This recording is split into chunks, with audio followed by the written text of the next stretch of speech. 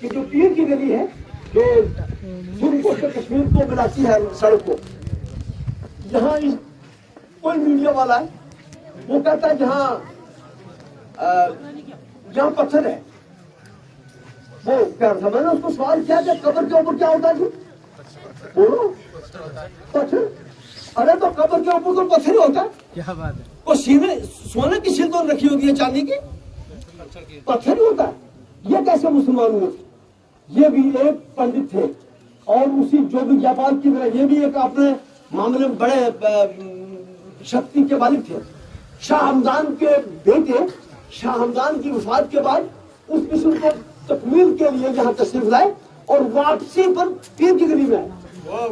بہت سنو اس بات کو.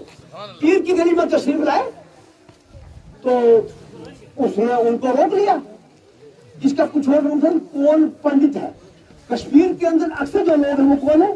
کون پنڈت.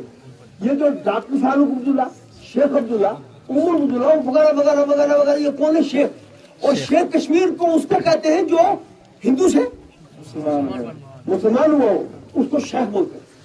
تو یہ کون پنڈت تھے؟ انہیں حملہ کیا ان پر اور جتنے بدھ اس مندر کے اندر تھے نا اس نے حکم دیا تو وہ بدھ ہوا میں اڑ کے تو ویکس کرنے لگے.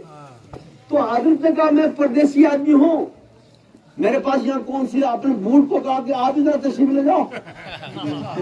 کیونکہ ان کے سامنے یہ حدیث تھی کہ اگر کوئی ہواؤں میں اڑ رہا ہو تو جوتے سے خبر لو. سبحان اللہ. اور ایک کے سر پر جو لگا نا ایک چپت تو بت نیچے. اب بتوں کا کام تو ہو گیا، آپ لگی نا کون کشمیر میں 2-3 بولے جواب میں مان لیا آپ کو.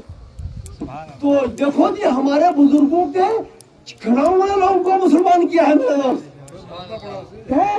ایسے تھوڑے بن جاتے ہیں، اسلام ایسے تھوڑا ملتا ہے.